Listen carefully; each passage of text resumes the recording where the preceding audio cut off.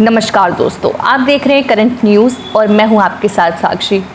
तो आज मैं बात करने वाली हूं उन मज़दूरों के बारे में जो घर लौटकर अपने शहर वापस आ रहे हैं, जो दूसरे शहरों में, दूसरे स्टेट्स में, दूसरे राज्यों में काम कर रहे थे, मजदूरी कर रहे थे, पर ना खाना मिलने की वजह से, ना कोई काम मिलने की वजह से वो वापस अपने घर आ रहे हैं, अपने शहर पहुंच रहे हैं। लेकिन वहाँ भी पैदल चलकर, क्योंकि कोई सवारी कुछ नहीं है, तो वो पैदल चलकर इतने किलोमीटर रास्ता नाप रहे हैं अपने घर का।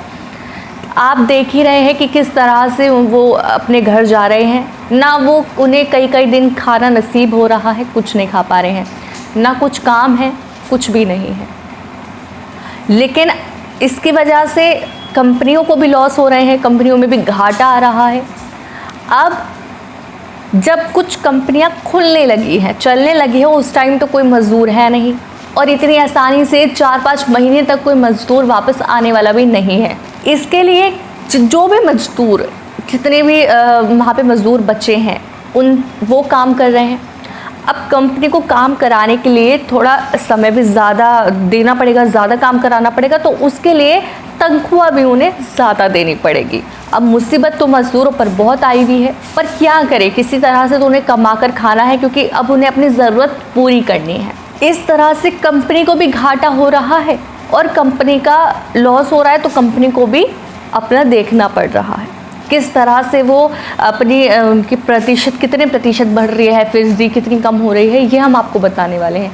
जैसे कि फ्लिपकार्ट और अमेज़ॉन कंपनियां हैं, इनमें कितना % फीसदी चल रही है, वो हम आपको बताने वाले हैं। तो सबसे पहले तो कोरोना वायरस की मार कई सेक्टर पर पड़ी है।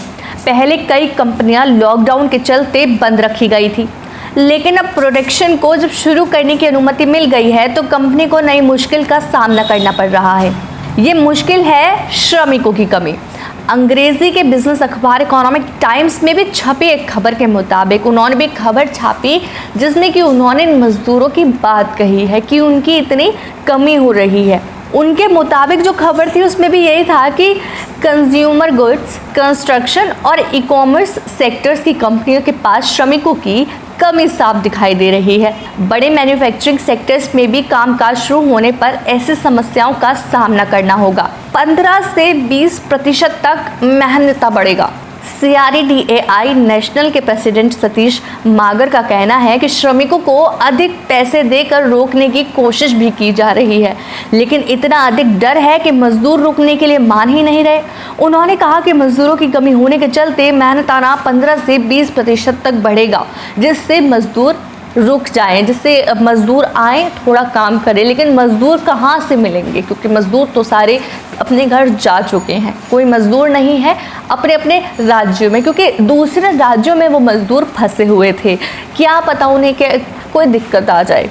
इन कंपनियां अपने स्टाफ को दे रही हैं ज़्यादा पेमेंट। अब फ्लिपकार्ट और अमेज़ॉन कंपनी है वो जो ज़्यादा पेमेंट दे रही हैं, किसी तरीके से मज़दूरों को रोक रही हैं, क्योंकि जितने मज़दूर हैं उन्हें ज़्यादा समय देना पड़ेगा अपने काम के लिए, और उस काम पे भी लोगों को रखने के लिए, मज़दूरों को रखने के लिए तनख्वाह भी ज़्यादा देनी पड़ेगी। तो आपको बताते हैं कि कितने % फीस इनकी है। फ्लिपकार्ट और अमेज़ॉन, अभी जैसे कि आपको बताया, अमेज़ॉन ने भी 70 से 100% पगार बढ़ोतरी की है।